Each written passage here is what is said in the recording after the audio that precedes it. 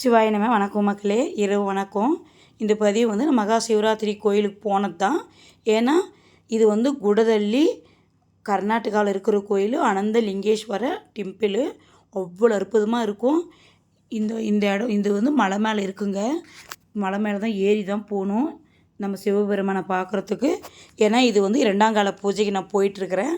பாரு, எங்கள் அம்மா எங்கள் சித்தி ஏறி போயிட்டுருக்குறாங்க. நான் பின்னாடி வீடியோ எடுத்துக்கிட்டே போயிட்டுருக்கிறேன். இன்னும் ஒரு 1/2 கிலோமீட்டர் ஏறுனங்க மலை மேலே. அவ்வளோ அற்புதமாக இருக்கும் மக்களே. ஏன்னா நான் இது 9 வயசுலேருந்து நான் போயிட்டுருக்கிறேன். நான் அப்போயே அந்த அப்பனுக்கு போய் தீபம் ஏற்றி என்னால் முடிஞ்ச பூஜை செஞ்சுட்டு வருவேன். சின்ன வயசுலேயே இந்த கோயிலுக்கு மலை மேலே போய் அவ்வளோ அற்புதமாக ரொம்ப பிடிக்கும் எனக்கு சிவபெருமான்னா. அப்போயே அங்கே பாருங்கள் எவ்வளோ அழகாக இருக்குது அலங்காரம். பார்க்கவே கண்கொள்ளா காட்சியாக இருக்குங்க. இது இருக்கும், இது இல்லைன்னு சொல்ல முடியாது. கீழே மலை கீழே வளையல் பெண்கள் போடுறது, குழந்தைங்களுக்கு எல்லாமே கிடைக்கும் மக்களே.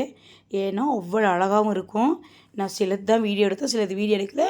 இது பாருங்கள் அப்ப விநாயகர், அதுக்கு அனந்தலிங்கேஸ்வரர், அதுக்கு அம்பாள். அவ்வளோ அழகாக இருக்குங்க. பார்க்கவே கண்கொள்ளா காட்சியாக இருக்கும்.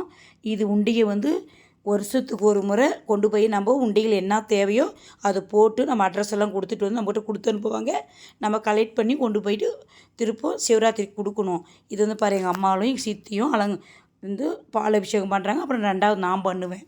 ஏன்னா இங்கே போனால் அபிஷேகம் பண்ணாத வரமாட்டேங்க மகா சிவராத்திரிக்கு. இது 2ஆம் கால பூஜைங்க. அவ்வளோ அற்புதமாக பண்ணோம் நாங்கள். ஏன்னா டிக்கெட்டு தான் ஒரு ஆளுக்கு 20 ரூபா டிக்கெட் அபிஷேகம் பண்ணுறதுக்கு. அதையும் கோயிலே சாரும்.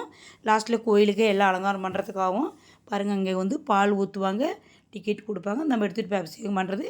பாருங்கள், போலீஸ்காரர் கணக்கே இல்லைங்க. ஏன்னா கோயிலை சுற்றியும் இருப்பாங்க. ஏன்னா எந்த அசம்பதாவும் நடக்கக்கூடாதுன்னு தான் கோயிலை சுற்றி இருக்கிறது.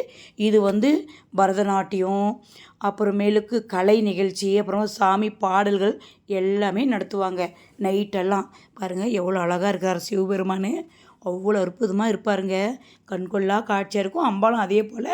மக்களே, இந்த பதிவு உங்களுக்கு பிடிச்சிருந்தா மக்களே கமெண்ட்டில் சொல்லுங்கள் மக்களே. சப்ஸ்கிரைப் பண்ணுங்கள், லைக் பண்ணுங்கள் மக்களே. கண்டிப்பாக பிடிக்காதவங்க யாருமே இருக்க மாட்டீங்க. சிவபெருமானை பிடிக்கலன்னு சொல்கிறவங்க யாருமே இந்த உலகத்தில் இல்லை.